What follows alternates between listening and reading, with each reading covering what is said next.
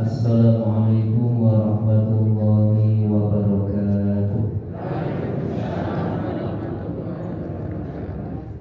Alhamdulillah wassalatu wassalamu ala Rasulillah wa ala alihi wa ashabihi wa mawala. Qala Allah ta'ala fil Qur'anil Karim, a'udzu billahi minasyaitonir rajim. Wa atakum min kulli ma sa'altumuh wa in ta'uddu nikmatallahi la tuhsuha. Innal insana lazalumun kafar. Shadaqallahul adzim. Wa qala bismillahirrahmanirrahim. Inna a'tainakal kautsar fasholli li rabbik wanhar. Inna syani'aka huwal abtar. Shadaqallahul adzim. Jamaah rahimahullah, bapak-bapak, ibu-ibu, para rawuh, para lenggah, jamaah pengajian Ahad pagi Masjid Al-Aqsa, wabil khusus pada pimpinan daerah Muhammadiyah diwakili oleh Mas Firman dan juga ketua takmir, pengurus takmir, serta seluruh jamaah yang tidak bisa saya sebut satu persatunya. Yang pertama, mari kita senantiasa bersyukur, karena dengan kesyukuran kita, insya Allah, la in syakartum la azidannakum. Kalau kalian mau bersyukur, maka sungguh akan aku tambah. Allah yang berfirman. Yang kedua, salawat dan salam semoga senantiasa tercurah pada junjungan kita Nabi Muhammad sallallahu alaihi wasallam, Nabi yang terakhir yang tidak ada seorang nabi pun setelah kenabian beliau. Jamaah rahimahullah, Bapak Ibu, sami sehat. Semoga sehat jasmani, sehat rohani, dan sehat ekonomi. Tempuh di mawon sehat ekonomi, amin paling sebelumnya. Tempuh di mawon sehat jasmani kasih medal, rohani kasih medal. Begitu sehat ekonomi, amin. Tapi husnul maulid gitu, aminnya jangan takhir nih. Jadi sampai selesai dulu baru kemudian amin. Semoga Bapak Ibu semuanya senantiasa sehat jasmani, rohani, dan ekonomi. Dan jangan lupa bahagia itu, karena bahagia itu sebetulnya sangat mudah dan sederhana. Masih ingat ibu apa yang pernah kami sampaikan supaya bahagia? Halo, ada ibu-ibu nomor buat lagi. Supaya bahagia nomor yang pertama, lupakan masa lalu. Yang kedua, syukuri masa kini. Yang ketiga, jangan terlalu khawatir dengan masa depan. Yang lalu biar berlalu, kita buka lembaran yang baru. Jangan sampai bapak-bapak mengatakan yang lalu biar berlalu, kita cari yang baru. Kita buka lembaran yang baru. Yang kedua, syukuri. Apa saja ketika disyukuri pasti akan menambah nikmat. Apapun bagaimanapun keadaannya. Kenapa? Allah yang berfirman, la in syakartum la azidannakum. Kalau kalian bersyukur akan aku tambah. Hanya saja memang kadang-kadang pemahaman kita tentang karunia atau nikmat Allah hanya sebatas harta atau materi. Padahal harta dan materi nikmat Allah yang nomor 27. Nomor kita itu 27. Bapak-bapak jangan bertanya pada saya nomor 15 nopo, nomor 20 nopo gitu. Kalau menurut saya nyebut. Kenapa nikmat harta dan materi nikmat Allah yang nomor 27? Artinya bukan yang nomor 1. Nomor 1 apa? Nikmat iman, nikmat Islam. Itulah yang harus kita syukuri. Nikmat kebahagiaan, nikmat rohani kita, nikmat hati kita, itu yang patut harus kita syukuri. Dan yang ketiga, jangan terlalu khawatir dengan masa depan. Kemarin beberapa bulan bulan yang lalu ada program Mubalik Hijrah dari Mu'akimat Yogyakarta. Kebetulan bersama dalam satu majelis, kemudian mereka para santriwati itu memberi masukan. Ustaz, bagaimana kalau yang tadi Ustaz sampaikan saya tambah atau kami tambah? Apa yang akan ditambah? Mereka kemudian mengatakan, yang lalu kita istighfari, hari ini kita syukuri, yang akan datang kita bismillah. Bapak Ibu, masih ingat Ibu? Yang lalu kita istighfari, hari ini kita syukuri, yang akan datang kita bismillah. Saya coba Bapak-bapak, yang lalu istighfari, hari ini alhamdulillah, yang akan datang bismillah. Kalau saya mengatakan yang lalu istighfar, siapa Ibu? Hari ini alhamdulillah, yang akan datang bismillah. Nanti yang menyebut paling keras dapat hadiah umroh gratis.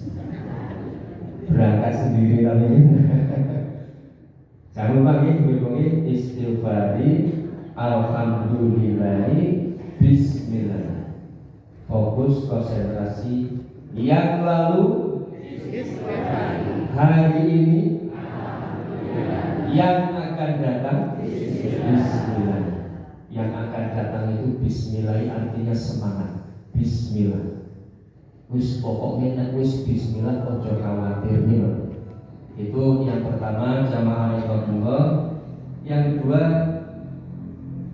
sekarang sudah tanggal berapa Dzulhijjah Ibu? Sudah hampir selesai nih.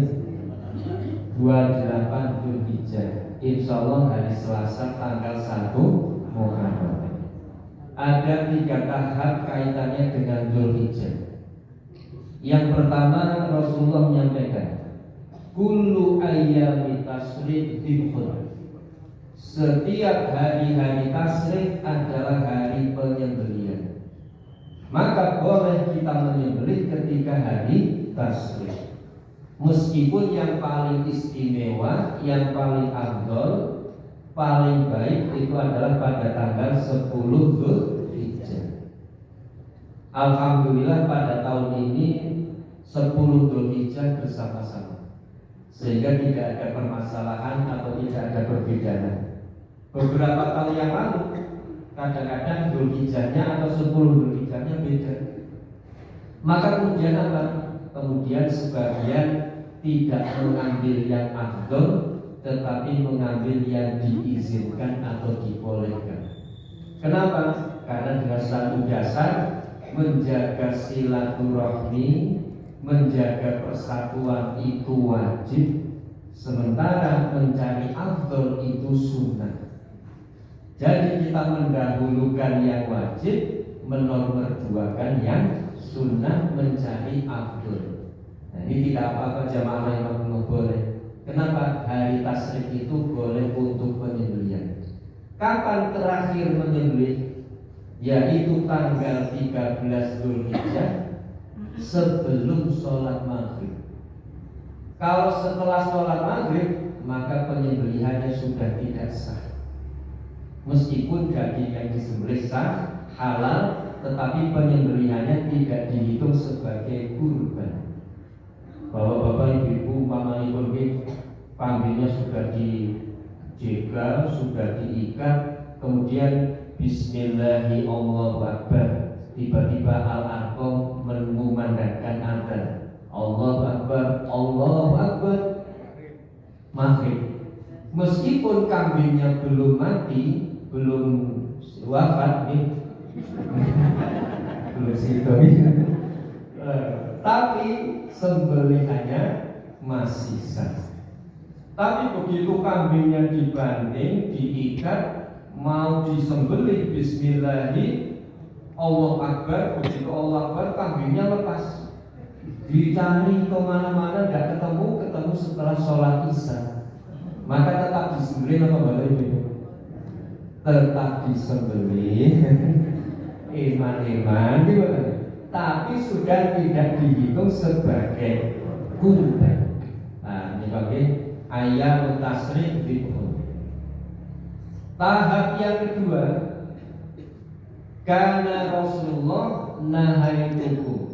Rasulullah pernah melarang kalian, la ta'kulu lahmal idhomi fawqa salasah. Jangan kau makan daging kurban melebihi 3 hari tasrik. Bapak Ibu, jangan makan daging kurban lebih dari 3 hari tasrik. Sekarang hari tasrik, nopo boten Ibu? Dagingnya masih nopo boten? Masih. Dagingnya kata nopo boten? Masya Allah, berarti kakean panitia itu terlalu banyak itu. Maka besok panitia siapapun ya, jangan memberi daging tasrik untuk lebih dari daging kurban untuk lebih dari hari tasrik. Dibuat RAB, makan daging 4 hari kebutuhannya berapa? Umpamanya setengah kilo, cukup badan itu? Setengah kilo. Nah, supaya apa? Litasa'abatnakum, supaya perolehannya meluas, bukan supaya perolehannya lebih banyak. Tapi jangan khawatir Bapak-bapak Ibu-ibu, ini ketika zaman perang, sehingga cukup makan daging 4 hari, yang lainnya untuk persediaan perbekalan perang. Saat ini kasih perang nopo betul? Perang nopo betul? Jawabnya kok kurang semangat ini. Jangan-jangan masih ada perang, masih perang batin. Lah, jamaah rahimahullah, tahap yang ketiga nopo?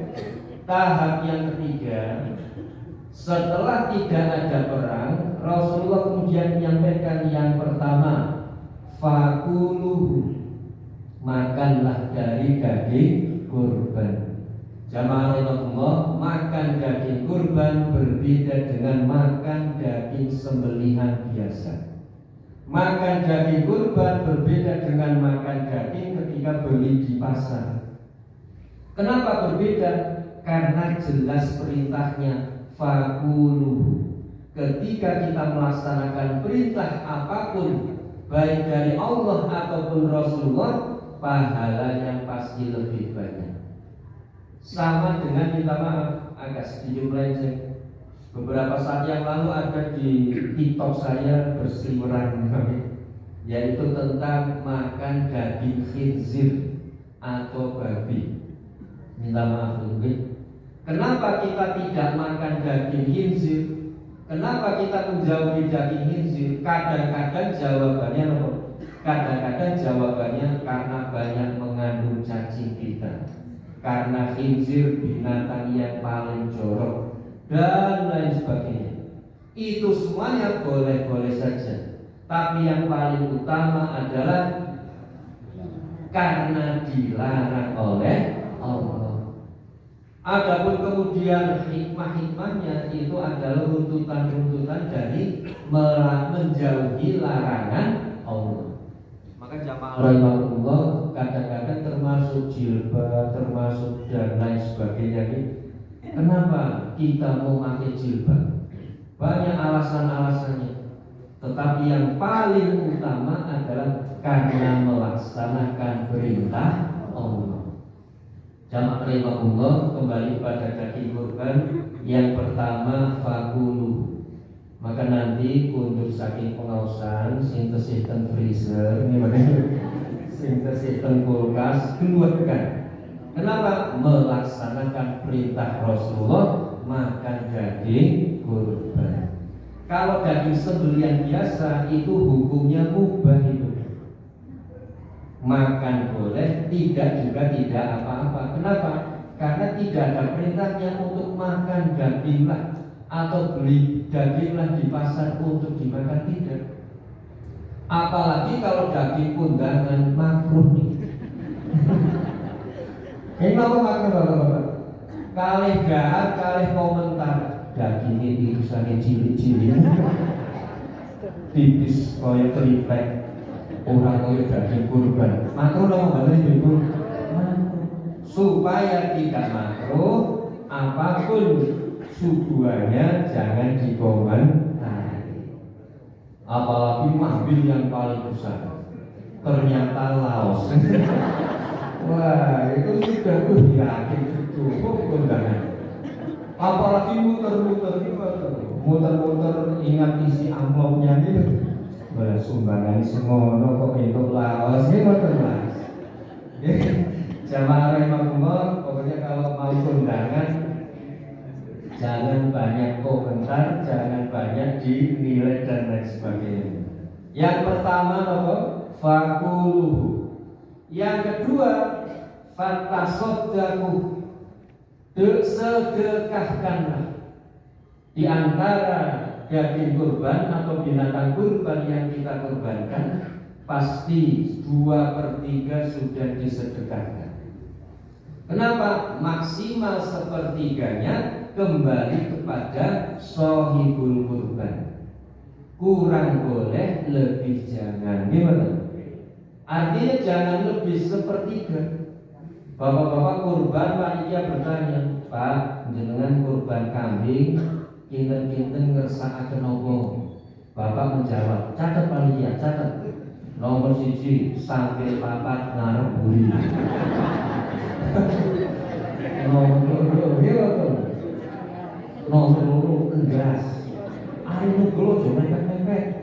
Kudu sing dawa bulune gitu. Nomor 3 jeruan, Bapak isu anti. Panitia kembali ke tempat kambingnya itu terus duduk tempat jenengan boten usah kurban. Kok sebelah piyambak. Nah, bagaimana? Kurban itu maksimal 1/3 kembali kepada shahibul kurban. Kemudian yang ketiga, yang pertama makanlah, yang kedua sedekahkanlah, yang ketiga ibu bapak-bapak fakakhiruhu, simpanlah. Jadi sebagian dari daging kurban untuk disimpan. Berarti nyimpan daging kurban asal boten aman apa boten? Alhamdulillah. Ini boten. Ibu kono sing batin mengko liburan arep tak bunyi pitilan. Asal boten? Asal mengko liburan arep tak nggo ijab bocah asal boten? Asal. Nggih nyepiti, nggih ngijab, nggih kerja bakti yang saling ibu asal. Ngadepke omah asal? Asal. Nggih piknik asal boten? Halo, nggih piknik asal boten? Asal. Jadi ibu yang suka piknik jangan khawatir. Ternyata piknik itu perintah Al-Quran. Catat ibu. Piknik perintah Al-Quran. Nanti dicari ya di dalam surat Al-Mulk. Huwaladzi ja'ala lakumul arda dalula. Dialah Allah yang telah menciptakan bumi untuk dijelajahi. Famsu fi manakibiha. Maka pergilah ke penjuru bumi. Pergi ke penjuru bumi atau sipun ini wah aman alhamdulillah. Berarti boleh. Jadi jangan khawatir. Apapun di dalam Al-Quran ada. Gimana? Mau piknik saja disediakan dalilnya di dalam Al-Quran. Maka don't worry, yang suka piknik. Bagi yang kurang piknik, protes sama bapaknya. Pak, jenengan badhe asal ganjaran nopo boten? Lah apa sih Bu? Pokoknya kalau melaksanakan perintah Allah pasti berpahala. Apa perintah Allah? Famsu fi manakibiha. Jelajahi penjuru bumi, itu pasti berpahala. Ibarat orang Jakarta, Al-Quran itu mengatakan begini, lu jual gue beli. Ini betul. Artinya apa? Apapun yang kalian butuhkan, kalian inginkan, pasti ada. Alhamdulillah jamaah rahimahullah, monggo ketika kita kaitannya dengan tadi kembali ke hari raya atau Dzulhijjah, ada 3 tahapan. Yang pertama penyembelihan, Yang kedua, jangan makan lebih dari hari tasyrik, tapi ini sudah dimansuh, sudah dinasakh, sudah diganti hukumnya, sama dengan hukum ziarah kubur. Pernah ziarah kubur dilarang. Wa nahaitukum an ziyaratil kubur. Kami telah pernah melarang kalian untuk ziarah kubur. Kenapa? Karena di dalam ziarah kubur ada hal-hal yang dilarang. Syirik, mengkultuskan, mengagungkan, minta kepada kuburan itu bahas pindah silaturahim. Nomor kali putra wayah badi ujian, mugi-mugi pekatuk pangestu, simbahnya jawab liole aman. Wah, lari semua gitu. Nah, setelah ini semuanya dihilangkan, setelah akidah dikuatkan, iman diyakinkan, maka Rasulullah kemudian menyampaikan fazuruha, maka ziarahlah kalian ke kubur. Cukup kubur keluarga, kubur orang tua, tidak usah terlalu jauh, tidak usah keluar kota. Kenapa? Hikmah ziarah kubur itu dua. Yang pertama, melembutkan hati. Yang kedua, mengingat kematian. Supaya hati kita lembut, tidak usah terlalu jauh, cukup keluarga, orang tua atau saudara. Tapi kadang-kadang warga Muhammadiyah itu kadang-kadang cok alergi dengan ziarah kubur itu. Sementara saudara kita kadang-kadang mentingkan sekali ziarah kubur. Maka menurut Profesor Dr. Mukti Ali, pimpinan pusat dulu ketika masih menjadi sekretaris, sekarang sudah menjadi menteri, apa ngendikan beliau, kalau kita itu bablas, kalau saudara kita kebablasan. Yang satu bablas, yang satu kebablasan. Maka yang baik itu yang tengah-tengah saja. Kebablasan jangan, bablas jangan. Terlalu tinggi jangan, terlalu pendek jangan. Terlalu kaya jangan, terlalu miskin jangan. Yang baik yang apa ini? Itu mesti seneng gandul nih gimana?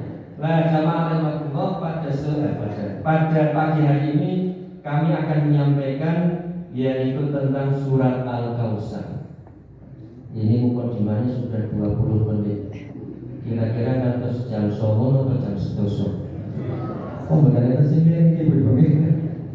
Jamaah rahmatullah, singkat saja surat Al-Kautsar. Inna bismillahirrahmanirrahim. Inna a'toina kal-kautsar. Sungguh kami telah beri kepadamu ya Muhammad al-Kautsar. Inna itu sebetulnya ada in dan nun. Nah, tetapi karena untuk mudah diucapkan, maka harfu in dengan domirna dijadikan satu. Inna, sesungguhnya kami. Kenapa Allah menggunakan istilah inna? Padahal Allah adalah Esa, tunggal satu. Qul huwallahu ahad.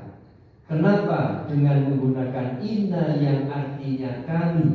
Padahal yang namanya kami itu adalah kata ganti lebih dari satu. Boleh 2, 3 atau 4. Para ahli tafsir mengatakan bahwa ketika Allah menggunakan istilah kami, nahnu narzuqukum, nahnu nazzalna dzikra wa inna nahnu nazzalna dzikra wa inna lahu lahafidun. Sesungguhnya kami telah menurunkan Al-Quran dan sesungguhnya Al-Quran itu pasti akan dijaga. Kami memberikan rizki kepada kalian. Kami menurunkan Al-Quran. Kenapa menggunakan kami?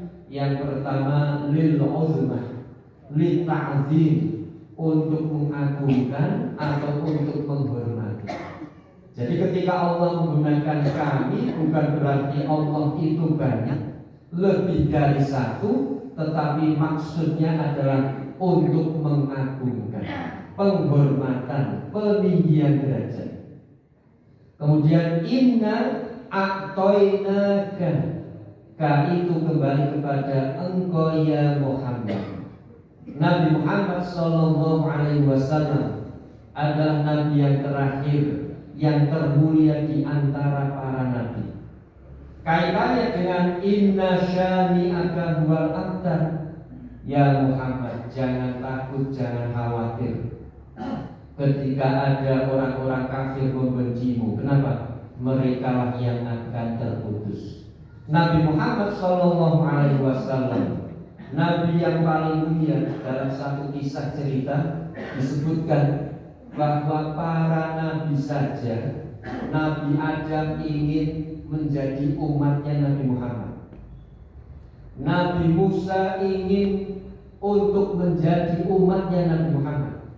Nabi Isa, cerita ini didapatkan ketika Nabi Muhammad di sedang Isra Mi'raj. Nabi Musa, Nabi Isa, Nabi Adam ingin menjadi umatnya Nabi Muhammad. Itu mereka nabi-nabi yang mulia saja ingin untuk menjadi umatnya Nabi Muhammad. Kenapa kita sebagai umatnya Nabi Muhammad tidak bahagia, tidak gembira dengan melaksanakan sunnah-sunnahnya atau perintah-perintahnya? Maka jamaah rahmatullah, mari kita berbahagia menjadi umatnya Nabi Muhammad. Dan umatnya Nabi Muhammad bahasa Arab itu apa itu? Halo ibu-ibu, umatnya Nabi Muhammad bahasa Arabnya apa bapak-bapak? Muhammadiyah. Ini benar. Apa ibu-ibu? Oh walah, Muhammadiyah tahu. Sama dengan Pak Haris pernah cerita ini ketika beliau masih menjadi pengajar di SMA Muhammadiyah, ada ujian lisan atau ujian wawancara. Salah satu soalnya, hafalkan surat Al-Ikhlas. Surat Al-Ikhlas, anak punten nopo sih surat Al-Ikhlas? Hafalkan. Aduh, kula dari hafal. Udah, saya beri waktu 3 menit keluar hafalkan. Sampai di luar apa? Surat Al-Ikhlas apa surat Al-Ikhlas? Kulhu, astagfirullah, kulhu. Langsung 3 sampai 3 menit.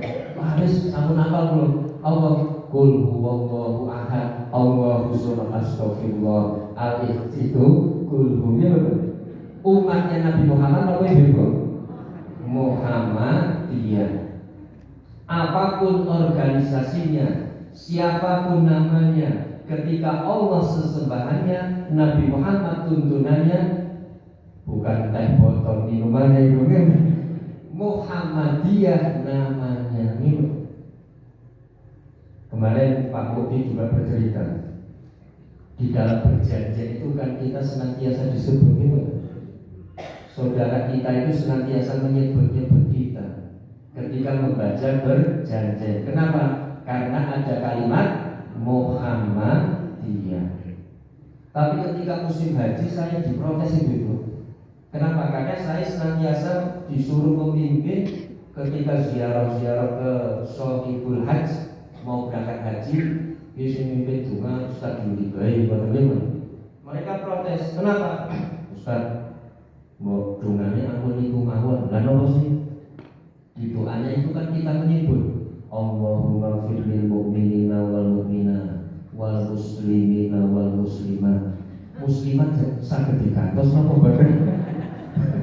Muslimin awal muslimat lah kantos nopo? Muslimin awal Aisyah.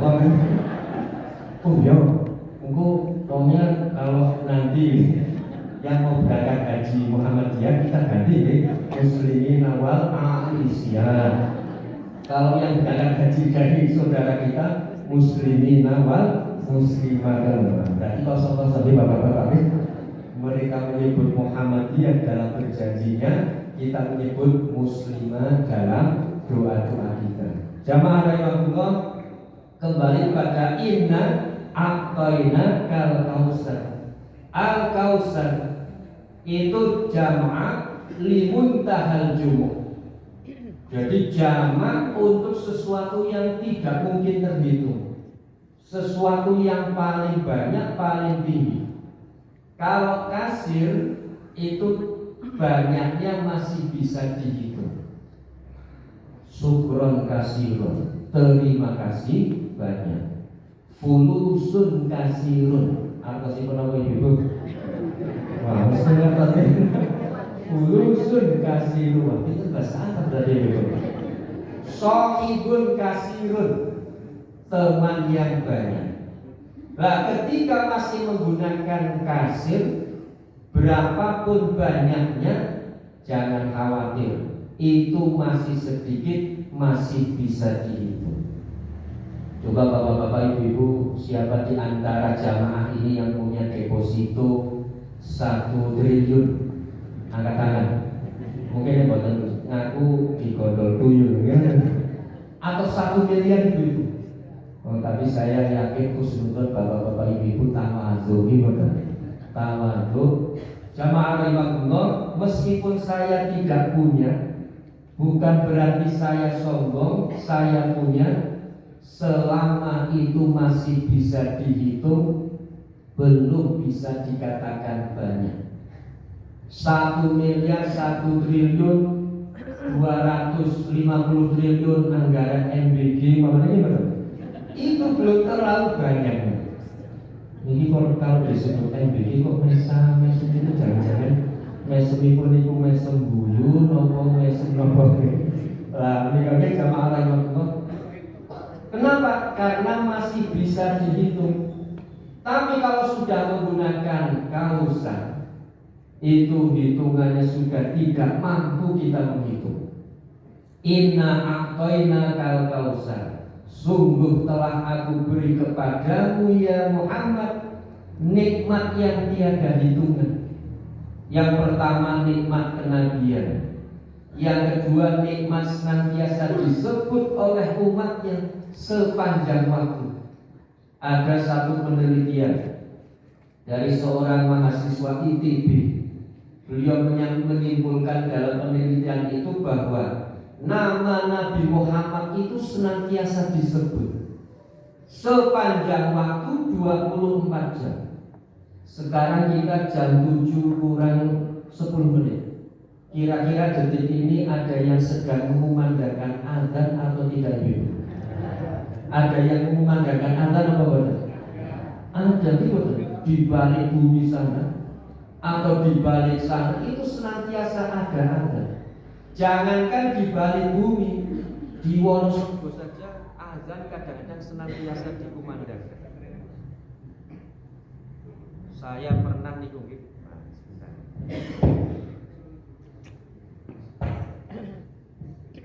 saya pernah ingin pengajian di pimpinan Jabal Setieng setelah sholat asar. Saya berangkat setelah sholat asar di rumah. Sampai di Simpangan Wonokromo ada azan. Sampai di Jawa ada azan. Sampai di Penampelan ada azan. Sampai di Garung masih ada azan. Padahal saya sudah sholat di rumah. Sampai di Siburan ada azan. Sampai di Josari azan. Sampai di Setieng, sampai di tempat juga saya masih mendengar azan. Itu baru di Wonosobo, bapak-bapak, belum semantero dunia. Terus saya sampaikan kepada panitia, Pak, saya tadi sudah sholat, kok di sini masih ada azan. Ustaz, nanti kalau ke Dieng sana, itu terus dengan azan itu yang namanya azan lautan itu. Apa itu? Azan lautan. Artinya apa? Azan ini ngertosi laut. Laut orang-orang dari sawah itu kemudian baru azan. Jadi lautnya jam 4 ya azannya jam 4, lautnya setengah 5 azannya ya setengah 5. Nah, ini jamaah rahimahullah, nikmat yang banyak al-kausar tiada mungkin dihitung. Itu baru di dunia, belum lagi nanti di akhirat. Telaga Kausar di surga atau sungai Kausar di surga. Maka jamaah rahimahullah, Al-Kautsar itu adalah nikmat Allah yang tiada hitungan. Wa in ta'uddu nikmatallahi la tuhsuha. Kalau kalian mau menghitung nikmat Allah, tiada mungkin kalian mengerjakannya. Ada seorang dokter namanya Dokter Agus. Mungkin bapak-bapak ibu sering mendapatkan di YouTube atau TikTok misalnya. Beliau seorang dokter, juga seorang motivator. Dalam kajian ceramahnya saya pernah mendengar, bapak-bapak ibu-ibu, apa yang ada dalam tubuh kita dari ujung rambut sampai ujung kaki, kalau dikalkulasi triliunan. Betul ibu? Triliunan. Jadi dari rambut sampai kaki itu triliunan. Coba ibu rambut gimana? Cok ribodingan mau pinter gimana? Ribodingan, samponan, anti kutu, anti jerawat, pokoknya macam-macam. Itu biayanya sudah triliunan. Kemudian alis, mata, penglihatan. Kemarin saya mengikuti dakwah tabligh akbar bersama Ustaz Das Abdul. Beliau menyampaikan, wahai para santri-santri, maukah kalian saya beri HP saya? Ini HP mahal. Mahal itu pokoknya Trimax atau Promax gimana? Promax Promax harganya puluhan juta, mau atau tidak? Wah, mereka serentak menjawab mau, tapi syaratnya penglihatan kamu harus hilang. Penglihatan kamu harus hilang. Berarti mata paling tidak sudah puluhan juta. Ibu ada yang mau penglihatannya diganti dengan uang 1 miliar? Meski tidak mau, lebih baik memiliki uang 1 miliar tetap melihat daripada hilang 1 miliar, hilang penglihatan. Dari mata turun ke hati, gimana? Sudah berapa itu hati harganya, Pak? Pokoknya kalau kita mau menghitung, tiada mampu kita menghitungnya. Maka karena nikmat Allah itu begitu banyak, fasholli li rabbika wanhar. Sholatlah kalian untuk Tuhan kalian. Ini mengajarkan kepada kita keikhlasan. Inna sholati wa nusuki wa mahyaya wa mamati lillahi rabbil alamin. Sesungguhnya sholatku, ibadahku, dan hidupku serta matiku lillahi rabbil alamin, hanya untuk Allah subhanahu wa ta'ala, keikhlasan yang tingkat tinggi. Pertanyaannya, mengapa yang disebut pertama kali adalah sholat? Inna sholati. Di dalam surat Al-Kautsar juga disebut fasholli. Kenapa sholat yang disebut? Jawabannya para ahli tafsir mengatakan, karena sholatnya atau karena sholat adalah pondasi, sholat adalah tiang, sholat adalah faktor yang paling utama yang akan pertama kali ditanya di hari kiamat. Ketika sholat seseorang itu baik, ibadah yang lain akan baik, hidupnya akan baik, matinya juga akan baik. Maka diurut, inna sholati wa nusuki. Pokoknya kalau dia sholatnya baik, sedekahnya baik, puasanya baik, mu'asarah silaturahminya baik, dan juga hidupnya juga akan baik. Kalau sholatnya biarpet, hidupnya biarpet. Kalau sholatnya belanja, hidupnya belanja, tidak fokus. Kenapa? Kata hamba agama itu mengarahkan. Dengan agama hidup terarah, dengan ilmu hidup mudah, dengan seni hidup indah, dengan kerja hidup barokah. Sudah ditulis Ibu kata-kata hari ini. Lah ini, jadi dengan agama itu hidup akan terarah. Lah pokok dari agama adalah sholat. Pokoknya kita itu dihitung dari sholatnya. Sholat biarpet, hidupnya biarpet. Sholat belanja, hidupnya belanja. Sholat Senin Kemis, hidupnya Senin Kamis gitu. Berarti Senin hidup gitu. Senin hidup, Selasa Rabu mati, Kamis hidup lagi gitu. Kemudian Jumat, Sabtu, Ahad mati lagi. Betul ibu-ibu. Apa yang disampaikan oleh Rasulullah? Sholat itu kan zikir kepada Allah. Allah menyampaikan wa aqimis sholata lidzikri, dan dirikanlah sholat untuk mengingatku. Rasulullah menambah dalam hadisnya, masalul ladzina yazkurunallah, permisalan orang-orang yang senantiasa ingat zikir kepada Allah, walladzina la yazkurunallah, dan orang-orang yang lupa zikir kepada Allah, masalul hayyi wal mayyit, seperti orang yang hidup dan mati. Jadi kalau kita sedang zikir kita hidup, kalau kita sedang lalai lupa kita mati. Bukan mati jasmani, tapi mati rohani. Catat ibu, kata-kata hari ini, bukan mati jasmani, tapi mati rohani. Sambut dicatat, alhamdulillah. Bagi yang kita mencatat tidak apa-apa, karena prinsipnya jangan kau catat di HP, nanti hilang. Jangan kau catat di buku, nanti diambil orang. Tapi catatlah di hatimu, biar tak seorang pun menghapusnya. So sweet. Wah, ini catat ibu, itu kata-kata hari ini lagi. Jamaah rahimakumullah, fasholli li rabbika wanhar, dan berkorbanlah. Sering saya sampaikan perbedaan antara kurban dengan kurban. Kurban itu artinya mengeluarkan harta. Kurban itu artinya mengeluarkan gaya, pikiran, tenaga, dan lain sebagainya. Dulu Pak Kiai senantiasa menyampaikan, berjuanglah, berkorbanlah untuk agamamu. Bondo, bahu, pikir, nek perusak nyawani. Itu berkorban. Untuk apa? Untuk semakin mendekatkan diri kita kepada Allah. Itu namanya kurban.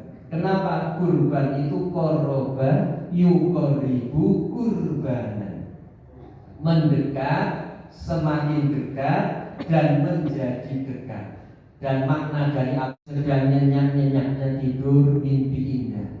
Bahkan ibu-ibu sambil mesam-mesem mau di tengah tidurnya mesam-mesem. Suaminya cemburu, dijawil, ayo mau guyu karo sopo. Don't worry Pak, aku sedang memimpikan dirimu. Catat ibu, kata-kata hari ini. Wah, ini di tengah mimpi indah, kasur yang empuk, selimut yang wangi, bantal yang baru. Begitu mendapatkan kenikmatan-kenikmatan ini, mendengar as-sholatu khairum minan naum, dikorbankan apa betul ibu? Halo, apa ibu betul? Dikorbankan apa betul? Kasur empuk kita tinggal, selimut wangi kita lipat, bantal baru kita tumpuk. Kita korbankan itu semuanya untuk apa? Untuk mengorbankan supaya kita semakin dekat kepada Allah. Itu namanya kita mengorbankan kenikmatan-kenikmatan supaya kita dekat kepada Allah. Itu namanya berkorban dan menjadi kurban. Jangan sampai sudah berkorban kita juga menjadi kurban. Di dalam sholat juga bisa kita menjadi kurban kalau sholat kita tidak ikhlas. Alladzina anhum sholatihim sahun. Alam taro kaifa ara'aital ladzi yukadzibu biddin fadzalika alladzi yad'ul yatim wa la yahuddu ala ta'amil miskin fawailul lil musallin alladzina hum an sholatihim sahun. Mereka yang menjadi kurban dengan sholatnya, yaitu ketika sholatnya lalai. Dia tidak hanya berkurban dengan kenikmatan, tapi juga menjadi kurban. Kurban apa ibu? Kurban perasaan. Perasaan apa ibu? Tidak ikhlas. Kita saat ini sedang berkurban apa betul Ibu? Bapak-bapak, detik ini kita sedang berkurban apa betul? Berkurban. Hari Ahad pagi harusnya satu pekan yang lalu bekerja beraktivitas. Ahad pagi harusnya istirahat di rumah, meresani TV sambil ngopi, apalagi dipijiti oleh suami. Gimana? Titik-titik kok malah ngaji. Berkorban apa betul? Berkorban. Kenikmatan di rumah kita korbankan. Semoga setelah kita ngaji semakin dekat kepada Allah. Itu namanya kita menjadi kurban. Kalau bapak-bapak ibu-ibu tidak ikhlas dalam ngajinya, iki Ustaz sapa Ustaz Yuli kuwi iki mesti ngalor ngidul ngetan kulon. Wektune wis entek ya ora wis-wis. Ngerti yo ora ngaji akhir betul. Beda sama Mas Firman. Mas Firman nisu Ustaz Yuli untuk budak maneh. Ini contoh sedang menjadi kurban apa Ibu? Perasaan apa? Tidak ikhlas. Pokoknya kalau kita tidak semakin dekat kepada Allah, apapun yang kita kerjakan berarti kita sedang menjadi kurban. Ibu-ibu pagi hari menyediakan masakan, bikin kopi untuk suami, sarapan untuk keluarga. Begitu kopi disajikan, suami mengatakan, "Bu, wis suwi aku yang gawe kopi pahitan. Tambah gula, Bu, suwi melu aku yo kopi ini klegen. Tambah kopi lagi pahitan, tambah gula lagi klegen." Akhirnya ibu-ibu kemudian marah, "Monggo Pak, damel piyambak mawon." Itu namanya sedang menjadi kurban apa ibu? Ya salah, sudah pinter nih kami. Maka jamaah rahimahullah, jangan sampai kita menjadi kurban. Terakhir, saya tidak akan berlama-lama, nanti ibu bapak-bapak jadi kurban. Inna syani'aka huwal abtar. Ya Muhammad, jangan takut, jangan khawatir dengan para pembenci-pembencimu. Kenapa? Karena mereka lah yang terputus dari rahmat Allah. Jamaah rahimahullah, kembali lagi, Nabi Muhammad itu tidak terputus sampai saat ini. Suaranya senantiasa dikumandangkan, namanya senantiasa disebut, wa rafa'na laka dzikrak. Musuh Nabi Muhammad terputus. Mereka tidak pernah disebut, mereka tidak pernah ditinggikan derajatnya. Abu Lahab, Abu Jahal, bahkan jamaah rahimahullah, nama Nabi Muhammad itu digunakan oleh umatnya. Kalau saya mencari di sini pasti akan saya dapatkan. Siapa di antara bapak yang namanya Muhammad, putra putrinya namanya Muhammad. Itu saking cintanya, saking tingginya derajat. Coba ada orang kafir dari Jerman, saya penasaran, benarkah nama Muhammad dipakai oleh orang kafir? Ternyata benar. Dia mengaku, nama saya, anak saya beri nama Muhammad Zidan. Ternyata apa? Ternyata saya adalah seorang ateis. Masya Allah, ateis saja mau untuk memberi nama putranya dengan Muhammad. Sekarang bapak-bapak cari dimanapun seantero dunia, ada orang yang berani memberi nama anaknya Abu Jahal. Bu, putranya jenis sinten Abu Jahal. Atau nama bapak? Bu, putranya sinten Abu Lahab. Ngomong tenang. Ini terbukti bahwa mereka musuh-musuh Muhammad, musuh-musuh Nabi yang terputus. Bahkan para pengikutnya pun tidak berani memberi nama junjungan yang betul. Abu Jahal, saya ngefans sekali sama Abu Jahal. Namanya Abu Jahal. Kecuali Abu Jahal.